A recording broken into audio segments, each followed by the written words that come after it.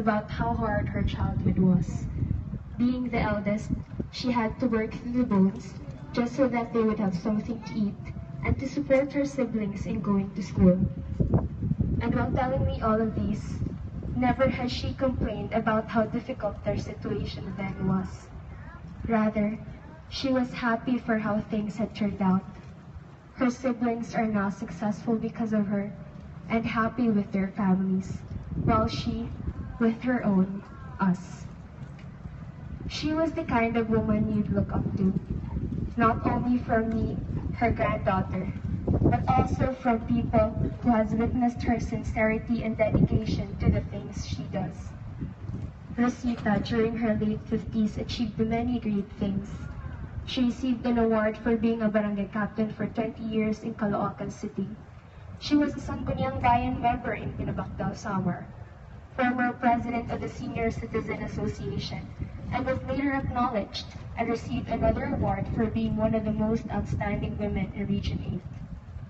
She was a woman of virtue and righteousness, and as a turning lady myself, that is what I admire of her the most.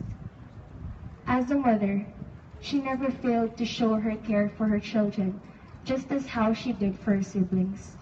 And until we came, she continued to love us the same. Even when we live islands apart, as I in Tacloban, while she in Manila, she still finds a way to reach out to us. When my father passed away without her by his side, I can't imagine how hurt must she have been that her son left the world without her saying goodbye. And after that day, she never stopped reminding me that my Father in heaven will still continue to guide us, that He's still watching, and that made me going.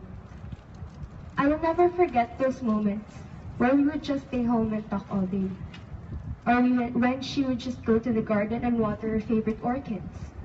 Those moments where she would just ask us what drama it is showed on television, or even just her smiles. Our moments together may not be a lot, but those will forever be treasured. After all of those challenges she conquered, she still managed to live life to the fullest. And now, I know she has no regrets. Now, smiling at us from above is our hero, our strength, our role model, our everything. To the last petal that fell, thank you for leaving the world with love. That love that will make us better. And to my favorite rose,